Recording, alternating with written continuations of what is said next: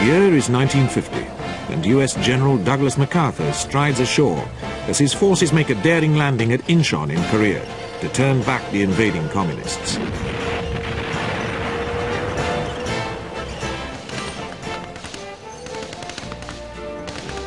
In Britain, Princess Elizabeth and her family celebrate the christening of her second child, a daughter named Anne.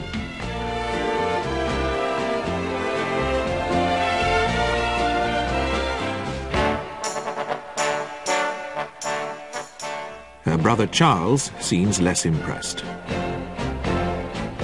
On a sadder note, George Bernard Shaw, enfant terrible of British literature for more than half a century, dies at the age of 94. One of his last meetings had been with comedian Danny Kaye.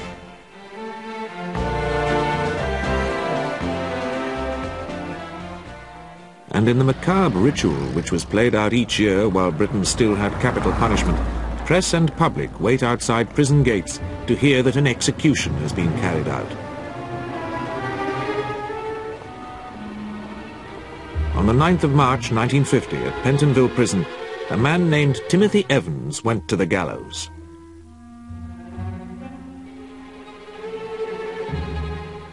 He had been found guilty of the murder of his wife, Beryl, who had been strangled, and of his baby daughter, Geraldine. Evans had been born in Merthyr Vale in South Wales in 1924.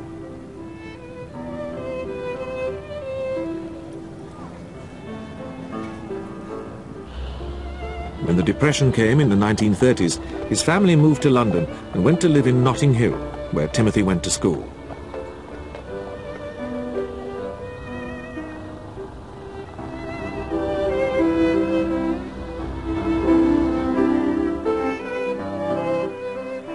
He met a local girl, Beryl Thomas, on a blind date, and although he was partially crippled and illiterate, she must have seen something in him.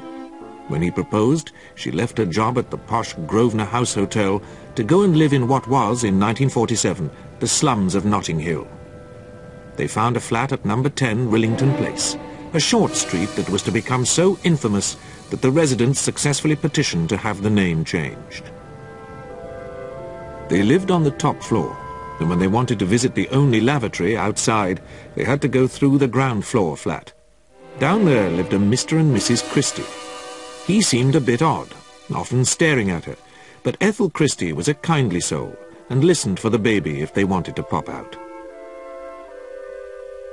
Beryl became pregnant again, but decided that one baby was all she could cope with. It was Mr. Christie who came up with what seemed like the solution to the problem of the unwanted pregnancy.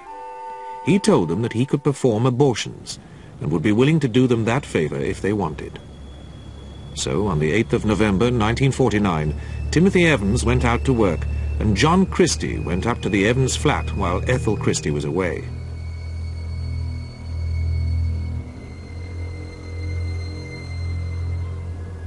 When Timothy got back, Christie told him that his wife had died during the operation. Christie asked Evans to help him move the body downstairs, and warned him not to tell the police since abortion was illegal in Britain at that time. Evans told neighbours that his wife had had to go away for a while, unexpectedly. Christie then volunteered to take baby Geraldine to be looked after by friends. A few days later, he told Evans that this had been done. Evans was distraught at the disaster which had happened, but totally dominated by Christie, who reminded him that he was an accessory to concealing his wife's death. A few days later, Evans decided to get away from London and went back to South Wales to stay with his aunt and uncle. He had sold most of his belongings and seemed to have decided not to return to London. But as the days passed, remorse for the horrible events at Rillington Place preyed on Timothy Evans, and on the 30th of November he went to the police in Wales and confessed that his wife had died. After a search, the police found her body, and that of her daughter, concealed in the washhouse in the yard. Both had been strangled.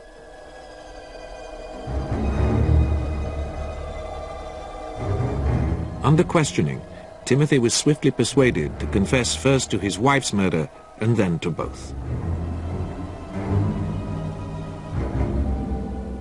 He was brought back to London to be charged, and although he soon withdrew his confession, he was unable to offer any other explanation for the murders.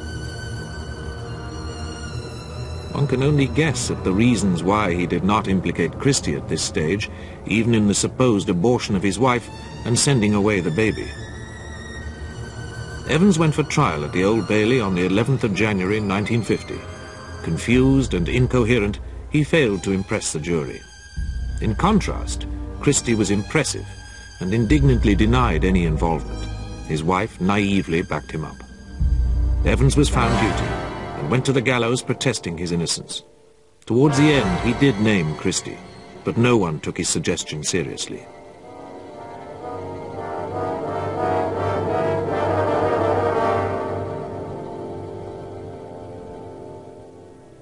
Over the next few years, life at Rillington Place returned to normal.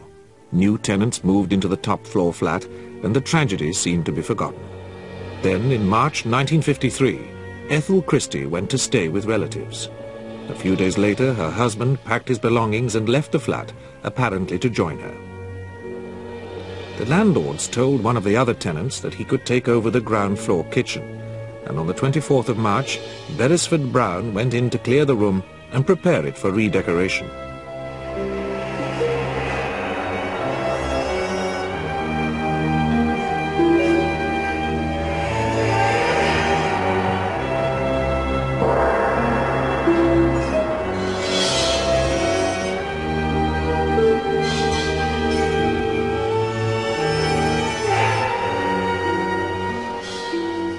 Once he had cleared away all the rubbish, Beresford Brown started to remove the wallpaper and prized open the alcove at the back of the kitchen.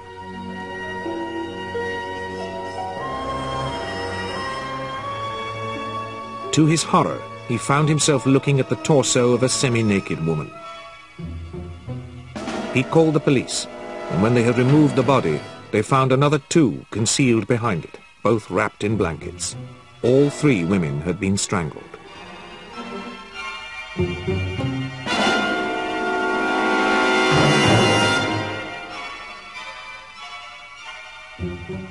The first body was identified as that of 26-year-old Hectorina McLennan, a Scottish girl who had been looking for accommodation in London. The second was Rita Nelson, a 25-year-old prostitute from Belfast.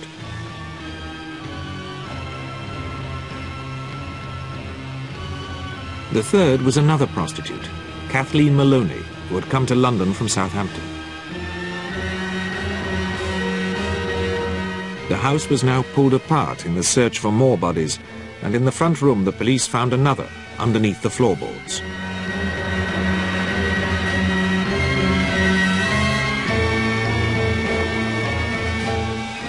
As this body, of a late middle-aged woman who had been strangled, was removed for identification, the full horror of what was being discovered burst on the public.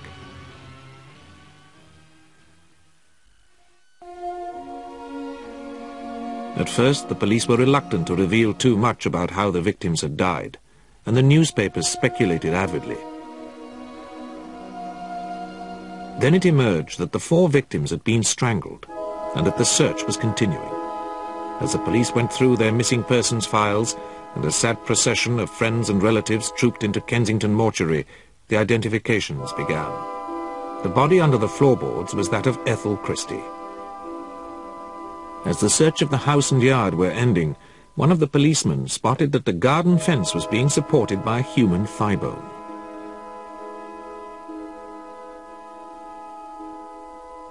Attention was now focused on this small and untidy back garden.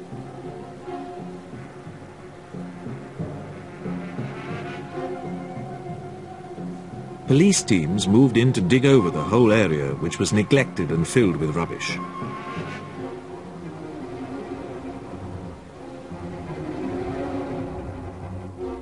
Soon, human bones were being turned up in a seemingly random scattering all over the little plot. One skull was reconstructed out of a jigsaw of 110 separate pieces. Finally, the diggers were satisfied that there were no more remains, and they were able to reconstruct the skeletons of 2 more victims. But they had been there for a long time, and as yet nobody knew who they were.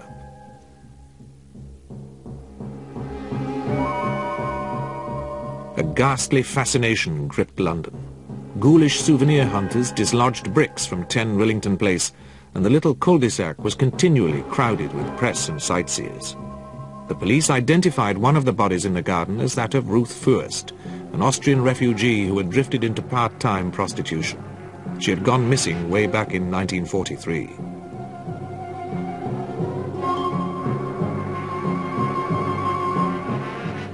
It was now revealed publicly that some of the victims had been gassed before being strangled.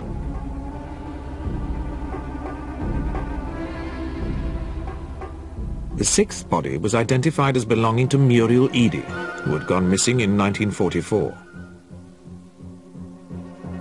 The search of the house and garden were completed on the 27th of March, 3 days after Beresford Brown's macabre discovery. None of the policemen involved had any doubt as to who they were looking for. And on that day, Scotland Yard went public, issuing a photograph and description of John Reginald Halliday Christie. Christie, meanwhile, had been wandering the streets of London, sometimes in the West End, sometimes far out in the suburbs. Late on the night of the 29th of March, he telephoned the crime reporter of the News of the World. "I can't stand it any more," he complained. "They're hunting me like a dog, and I'm tired out. I'm cold and wet, and I've nothing to change into." The reporter arranged a rendezvous, but was thwarted of his scoop when 2 policemen happened to walk by. Christie panicked and ran off. The police followed up many sightings, but none came to anything. Press interest was intense.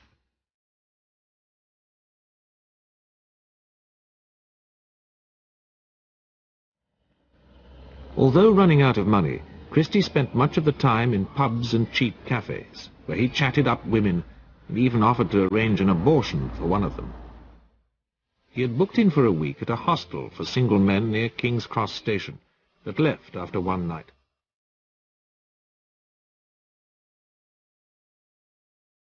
Finally, his wanderings took him to the embankment of the Thames in Putney, outside the Star and Garter pub.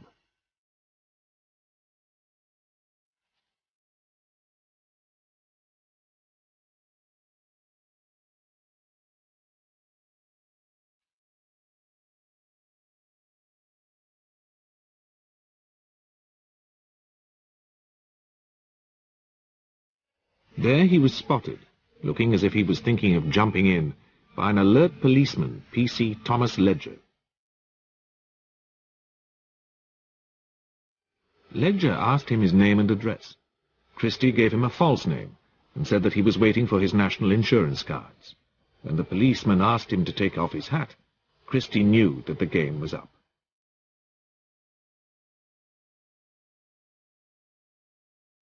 His bald head and small glasses made him unmistakable.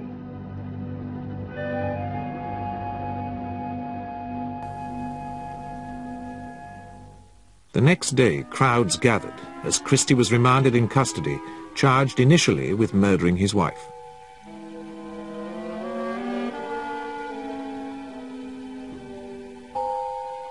The man who became one of Britain's most remorseless murderers was born in Halifax, Yorkshire, in 1898. He was the 5th of 7 children of a carpet designer who was a strict disciplinarian. Aged 16, when the First World War broke out, Christie waited his chance to get away from Halifax. One of his first sexual experiences had proved deeply traumatic. He had been unable to perform with a prostitute, and his friends taunted him with the nickname Reggie No-Dick. In 1916 he was called up for service and joined the Sherwood Foresters. He saw action and was gassed in June 1918. Invalided out with a disability pension, he married Ethel in 1920. Between the wars he drifted from job to job and served 4 jail sentences for petty crime. At the outbreak of the Second World War, he was living in London and joined up as a full-time special constable after lying about his criminal record. He served with some distinction throughout the Blitz, proving to be quick to learn new skills and a stickler for discipline. In fact, if he had a fault, it was being rather too harsh on women who broke the blackout or trafficked on the black market. Later, it emerged that he would blackmail them into sleeping with him.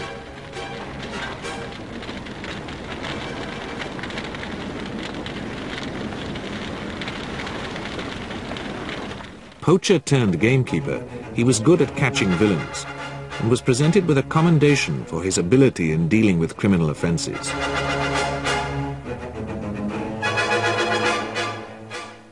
Christie left the Special Constables in 1943 and became a clerk.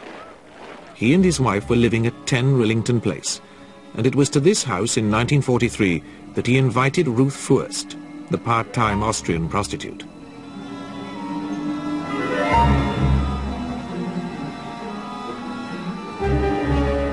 Under arrest 10 years later, he soon admitted to strangling her and disposing of her body in the garden.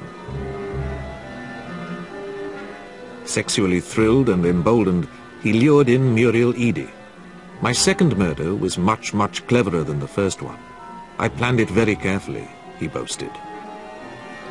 Christie was taken to Brixton Prison, and over the next few weeks confessed to killing his wife, Hectorina MacDonald, Kathleen Maloney, Rita Nelson, and Beryl Evans, as well as Furst and Eady. But he resolutely denied killing Geraldine Evans. He showed little remorse for his deeds and seemed proud of his skill as a killer. He seemed to have convinced himself that there were good reasons why each woman had to die. "I gave them a merciful exit," he said. Under prevailing English law, he could only be tried for one murder at a time, and the Crown chose his wife's. However, the defence were anxious to make Christie seem as insane as possible by emphasising all his killings, so they arranged for pathologists, led by Dr. Francis Camps, to examine Beryl Evans' body. It was exhumed early in the morning of the 18th of May, 1953, from its grave in Kensington Borough Cemetery. Beryl Evans' baby's body was left undisturbed.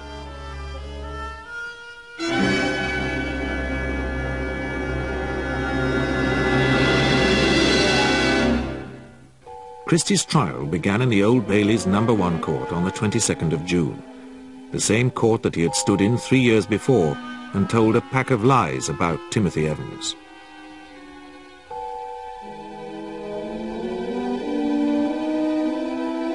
The judge, Mr. Justice Finnemore, pressed Christie about the evidence that he had given then about the killing of the baby, but the Attorney General, Sir Lionel Heald, who led the prosecution, did not follow up this question. Instead, he chose to build up a picture of an apparently respectable yet cold-blooded man who gained extreme pleasure from killing women.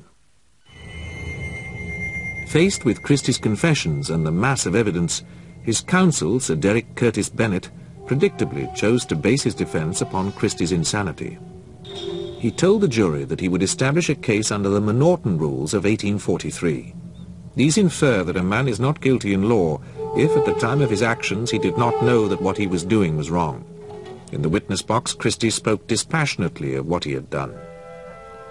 Dr. Jack Hobson, senior psychiatrist at the Middlesex Hospital, insisted that Christie was not responsible for his actions.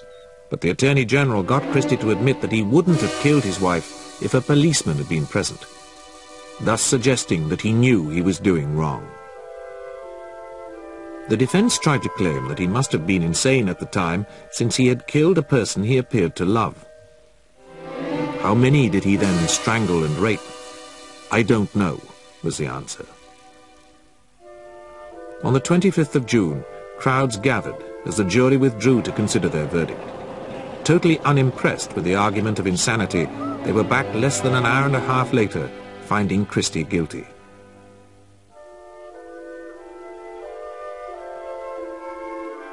The death sentence was passed, and Christie was taken to Pentonville Prison to await execution. Immediately, speculation began about the terrible possibility that an innocent man had been hanged for 2 of Christie's murders. Many people found it impossible to believe that there would have been 2 stranglers living in the same house. However, an inquiry held before Christie's execution insisted that despite Christie's confession, Evans had been responsible for killing both his wife and child.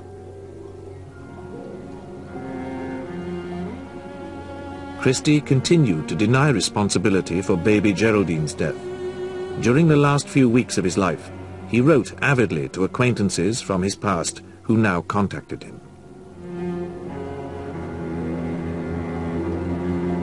There was no appeal, although Christie continued to hope until the last moment that he would be reprieved on the grounds of insanity.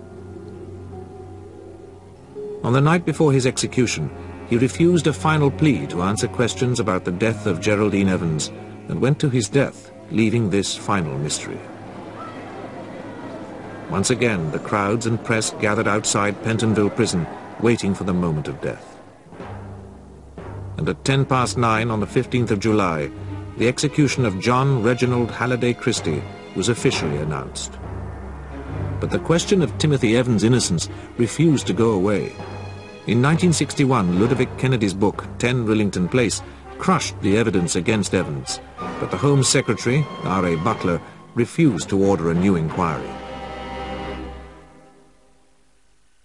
But in 1965, the new Labour government ordered a fresh inquiry, and on the 18th of October 1966, Timothy Evans received a free pardon posthumously. His remains were moved to a grave in North London.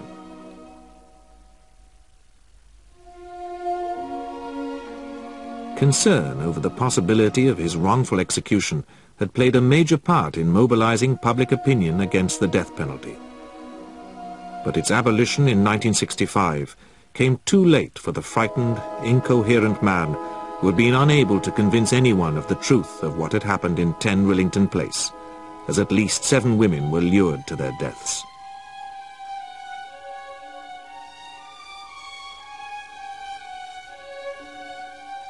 Had anyone listened, the macabre career of John Reginald Halliday Christie might have been brought to a quicker end, and 4 of his victims saved.